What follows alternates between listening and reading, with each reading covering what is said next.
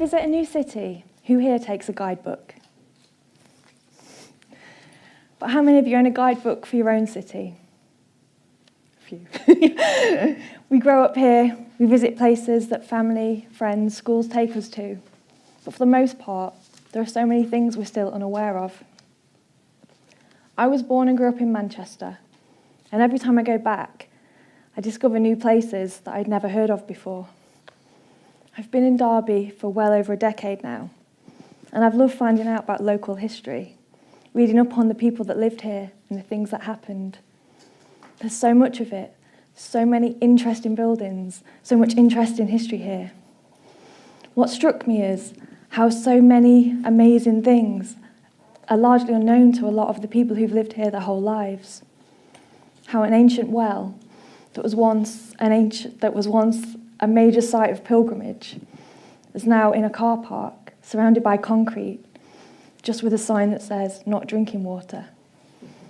And how we walk past doorways without realising the inventions that were dreamed up within.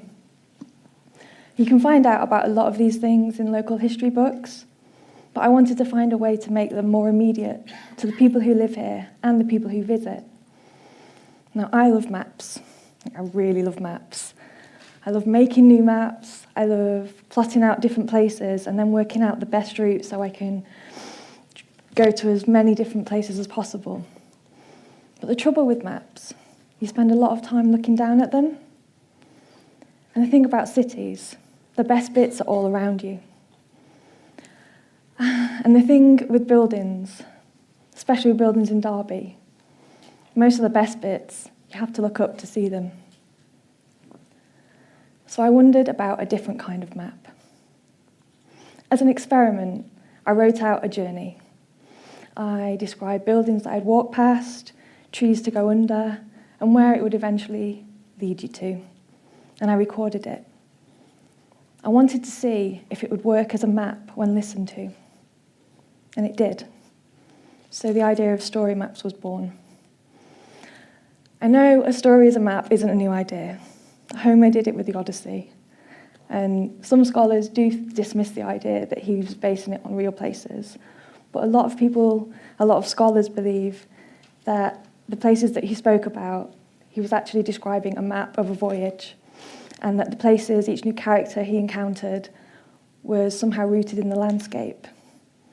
So, for instance, Scylla and Charybdis. In the book, Scylla is the six-headed rock monster, and Charybdis is the whirlpool/monster.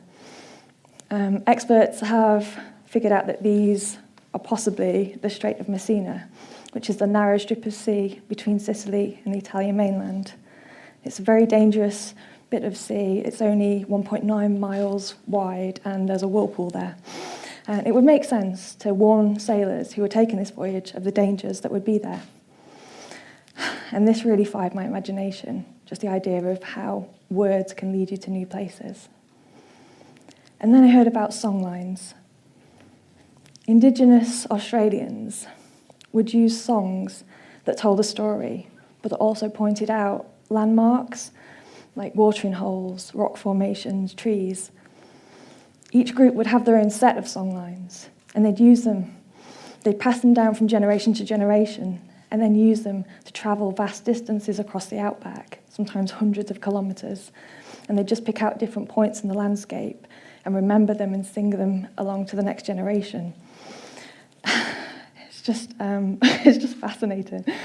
So this fascinated me, and I just thought, well, if people can use maps and stories to get from across oceans and to get across deserts, then my idea of using stories as a map to get people across one bit of a city to another, whilst taking in a few details, didn't sound so crazy. So I started gathering information. I looked into the things that I loved, places that interested me. And I'm a big nerd for buildings, so they featured really heavily in the first few story maps. But then I started asking other people about what they liked, things that they loved about the city. And I ended up with a really big list of new places to check out. What came next was the fun bit, exploring, doing some research, then writing stories that tied them all together. Once I'd done that, I had to work out how to get from A to B, how to bring in that particular tree that someone had pointed out, and then how to bring in the bridge that someone else had pointed out. And then when I had a few story maps that did this, I had to figure out how to get it to other people. How do I share this with more people? Because my friends liked it and I liked it, and I thought, well, maybe other people will like it too. So what I came up with was the internet. I wish I could come up with the internet. I started building a website, and on the website right now at this minute there is a story map for you to try out, and you can use it and you can go out and explore your city. I'm going to read you some of it now. Okay. This is the starting point. It's older than regiments, than teams.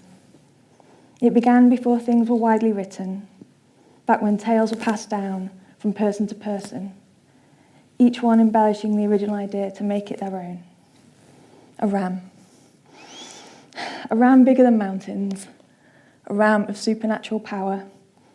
Songs sung and stories told about its blood filling hollows in the earth to become rivers and lakes, its bones forming the landscape as we know it. The Derby ram. It's here in statue form, story made solid.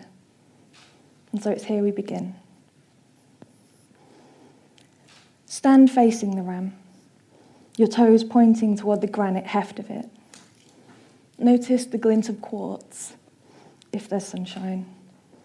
Look up to your left to see the intricate carvings on the old co-op buildings. These were created by stonemasons from the co-op funeral service over 100 years ago. And I head down the side of these buildings, down Exchange Street towards the road. Notice the domed roof of the Corn Exchange on your right. It's copper turned green. Squint and imagine it golden, shining. Once produce was no longer sold here, it enjoyed a time as a palais de danse. People of the town would meet, step inside in their Sunday best, sweep across the wooden dance floor as music filled the space. Afternoon sunlight filtered in through high windows, and shadows were cast, secrets were whispered. When you're ready, cross the road.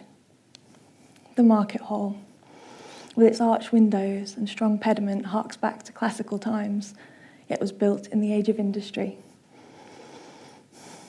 If you can, venture inside. Take the glass lift up to the first floor balcony to get a better look at the vaulted ironwork of the roof.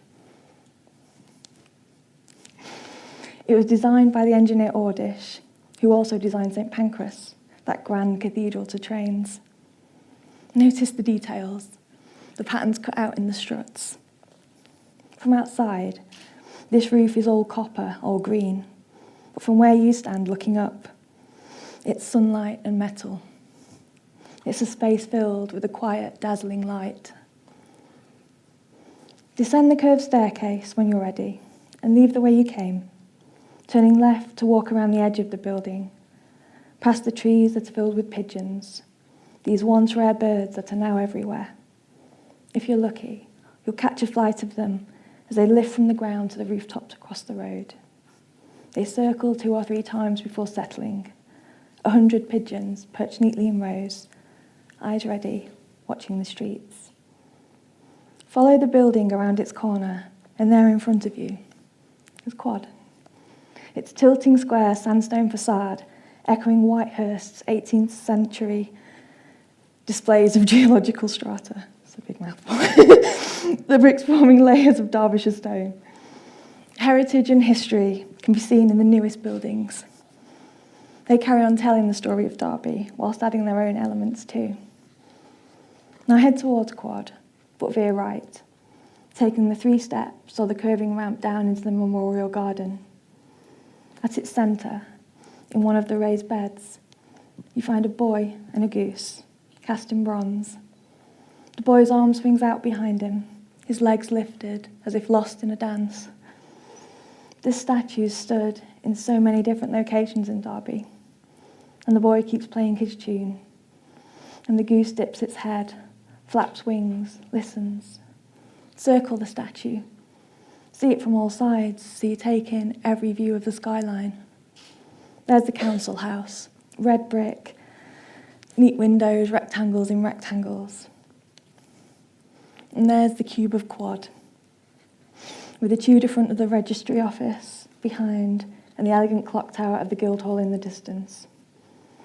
And then there's the market hall, its green roof revealed, the massive curve of it, sitting atop the red bricks and pale arch details. There are all the different styles and ages of buildings in just this small space. They nestle together, layer upon layer of brick and stone and metal. And ideas too, and dreams. The beginnings of plans for greater things, the walls that held people together, that keep them safe and warm and loved. And I'm going to stop here and skip towards the end because I'd like you to have a go if you get the chance. So the next bridge is a beauty. It's my favourite bridge.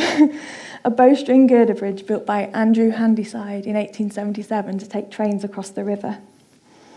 A few steps lead you up onto it. Pause midway to enjoy the views of the Derwent. On one side, the path you've taken. On the other, the rowing club. And all around you, trees and greenery. Over the bridge is the site of the Roman fort at Deventio, whose clay ramparts can still be seen in the field to the left. Here, men dreamed of roads that would lead them back to Rome, although some stayed, built their futures in this green swollen land, gifted as their blood and names and features. These things live on far longer than stone. Continue on in a straight line across what's now a car park and what may soon be more flood defences, and turn right when you reach the road. This awe-inspiring building, full of light and history, with its grand Victorian arch windows, was Haslam's foundry, where the very first refrigerators for ships were built, changing the world again by enabling meat to be imported to a growing nation from the other side of the world. Cross the road from the foundry and stand at the corner of Chester Green, the ancient common where this story map ends. On this land, animals grazed, centurions marched, pretenders to the throne met and conspired. People feasted, held dances, had markets and sang. Some of these trees are older than half millenniums. This first one you reach at the corner. This tree is hundreds of years old. It's seen so many come and go. Maybe not the Romans or the Saxons, but those wild industrialists with their big ideas, those world changers, and all the others changing the world in their own small ways, you even. This tree was around when they were. This tree stands here still. So that's the story map. The website is storymaps.co.uk, and you can go there and follow my journey as I take the idea of story maps to new cities.